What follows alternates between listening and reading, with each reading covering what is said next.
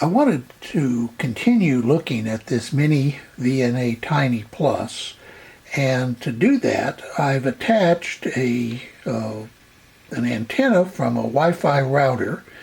This is should have a resonant frequency somewhere around 2.4 gigahertz, and we'll look at it on this one, and then we will look at it on a much more expensive Siglent spectrum analyzer configured to do reflection measurements. So let's first take a look at the software for the miniVNA Tiny Plus. Okay, we are scanning from 2 gigahertz to 3 gigahertz. 2 gigahertz on the left, 3 on the right. The upper trace is the return loss in dB, and this dotted line here is minus 24 dB. So let's take a look at what the return loss is at the resonant frequency, and also what the frequency is. Well, it reads 2480 gigahertz, or I'm sorry, 2.48 gigahertz. The return loss is minus 27.59, so a little over 27.5 dB. And then the second trace is the SWR, and it is reading about 1.08, 1.091. So now let's take a look at this same antenna on the Siglent, configured to do reflection measurements. We've attached the same antenna to this Siglent, configured with a mini-circuits directional coupler, a ZFDC 20-5, and we are concentrating on the peak, which actually is the minimum peak. You see it right there with the marker. Hopefully this will focus. There we are. And that marker is at 2.452 gigahertz, and it's varying between negative 25 and negative 27, and part of that is just due to noise. So roughly the same figure that we got from the miniVNA Tiny Plus. And of course we could use the conversion table that you can download from the Mini-Circuits website to convert reflection loss to SWR, and we would find the same SWR reading that we were getting. So at least at 2.4 gigahertz, the miniVNA Tiny seems to do as good a job at telling us the return loss of this antenna as the Siglent. And the Siglent, I think the current price on this particular Siglent is about $2,600. I think it was a little more than that, but I think they recently reduced their price. And as you can see, it's roughly comparable to the miniVNA Tiny. Continuing with the Siglent, we've now attached a BNC antenna that you see going up there. It's about 2 feet long total, I'm guessing. And as you see on the screen,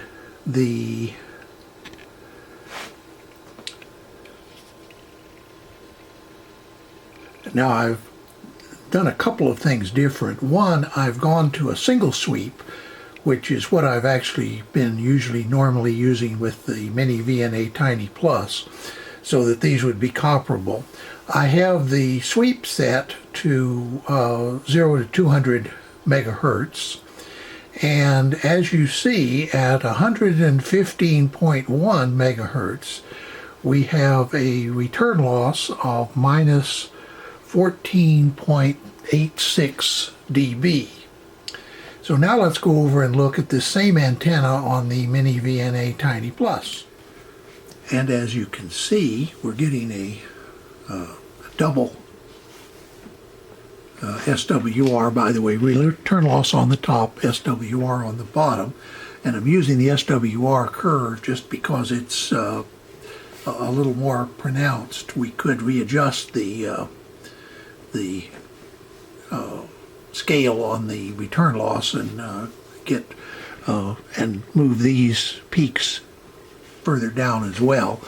I'm not going to get into that. But what I am going to show is the frequency at which the lowest SWR is 137 megahertz. That's where you see the little white cross. And this one over here is at about 98 megahertz. Now, what I'm going to do though is simply move the antenna, move the miniVNA and the antenna out to a little more isolated, that is, a little further away from the equipment. And we're going to run another scan.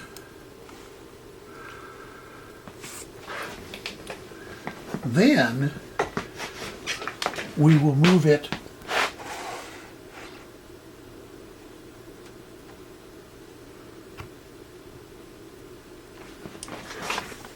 still further, and I'm going to bring the mouse over here so that I can get away from the antenna.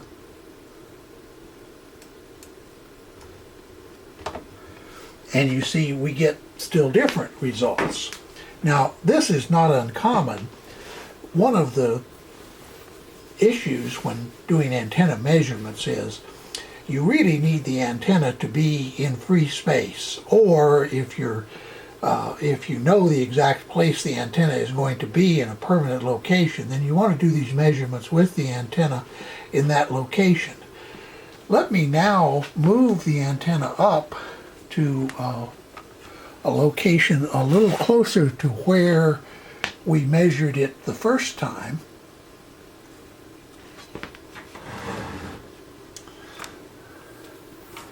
That is to where we measured it with the Siglent.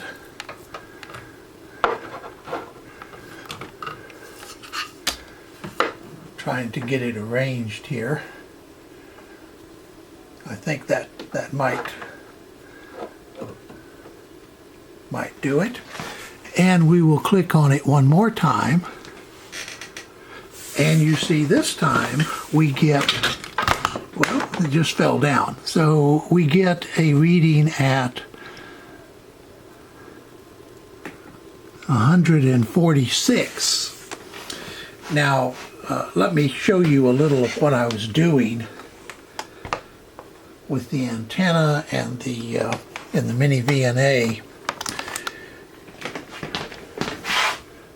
Initially, I had the antenna and the miniVNA sitting down here, and once again you see the antenna. Then what I did is I moved it up to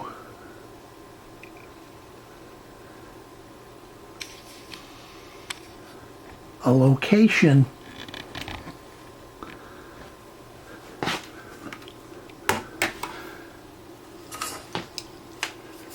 to up here where it would be closer to the location where it was originally on the Siglent. So what this shows is that antenna measurements made like this, just on top of a workbench or whatever, are going to vary significantly. But let's now try one more measurement with the miniVNA, and then contrast that with measurement on other spectrum analyzers. And then hopefully we can maybe draw a few conclusions and close this series. Now I've connected a duplexer to the VNA Tiny Plus. I'm doing this in the transmission mode. A duplexer is designed to separate frequencies. In this case, this is an MFJ 916 that is intended for amateur satellite operation, where the uplink operates on one band and the downlink on another. In this case, it's the 144 megahertz or 2 meter band and the 440 megahertz band.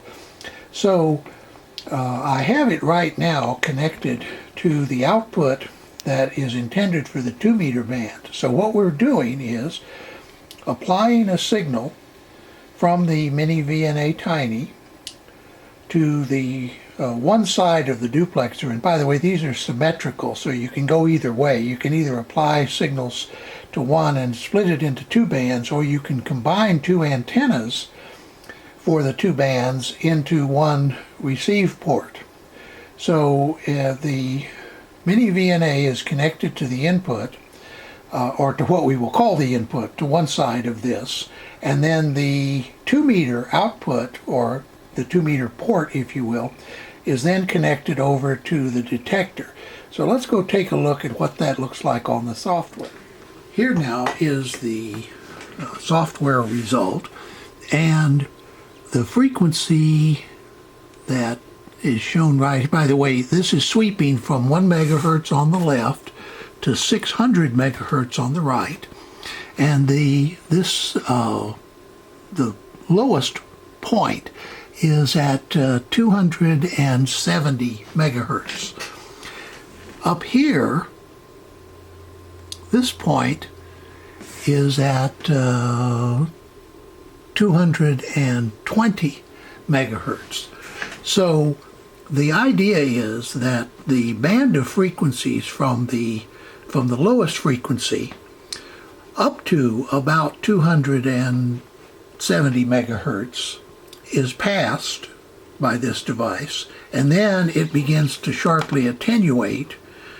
You notice that there's a little bit of a rebound here, and then it finally goes over to into the noise on the right. So this is the 2 meter. Now let's switch over, and using exactly the same scan, look at the output or the transmission through the 440 megahertz port. I've left the scan of the 2 meter port on the screen. Now I'm going to do a single scan of the 440 megahertz port, and you see what is happening there. Basically, from this frequency, which is about 277 megahertz on, it passes most of the signal, and here is a dip which is about 26 dB down at this point, relative to 0, that is. And then out here at 140 megahertz, there is an even stronger dip. So basically this is they've tuned this so that it lies in the lower end of the 2 meter band, that is this dip. And the upper end, 148 megahertz, would be about there. So you see that basically they are attenuating the 2 meter band the most, and then passing the 440 megahertz band relatively attenuated. When you get out here to past about 500 megahertz, it does drop off to negative 3 dB. But from well below to well above the 440 megahertz amateur band, which also includes 450 megahertz, you can see it's relatively flat. So now, since we're trying to compare the miniVNA, not talk about duplexers, let's go look at this on the Siglent and see what we get there. Now we've connected the Siglent using the tracking generator, same span, in other words 1 megahertz on the left, 600 megahertz on the right, and the reference line is, I've moved it down here so it's a little easier to see. Sometimes when it gets crowded up to the top there it's a little harder to see. And the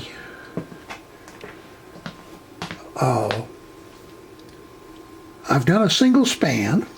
Now what we're going to do is add a marker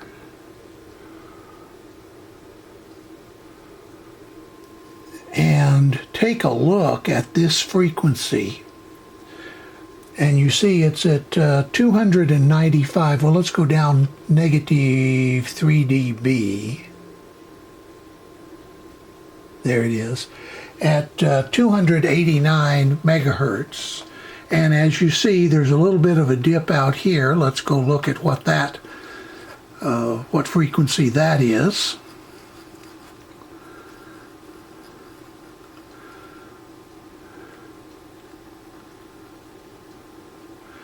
That's 536 point something megahertz. So we're getting basically the same. That's on the 440 megahertz. Let me switch over now and do the same sweep through the 2 meter port. Once again, I'll leave the original on there. This is the 440 port. And this is the 2 meter port. And once again, I have this set to 5 dB per division instead of 10, but we'll go up here to the minus 3 dB point, and you see that's around 225 megahertz. So very, very comparable with what we measured with the miniVNA. So some of you may be asking, okay, which one is closer to the absolute truth? So one way that you can determine that to some extent, obviously the best way is to send your equipment off to a calibration lab and have them calibrate it to the National Bureau of Standards. But in our case, we're not going to do that. But what we will do is move over and do the same measurements on the Rigol spectrum analyzer. And here is the Rigol with the transmission through the 2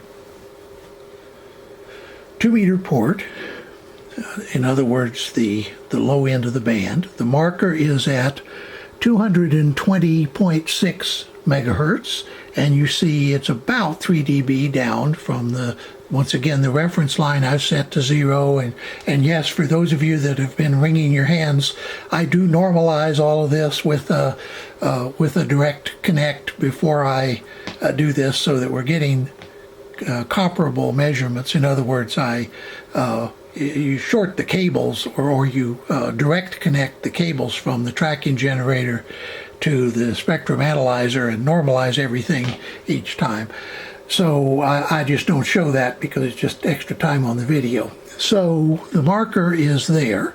Now let's transfer it over and look at the 440 megahertz port, which we have now done. The marker is at the same 220 megahertz position. Now let's measure the 3 dB point at the bottom end of the 440 band.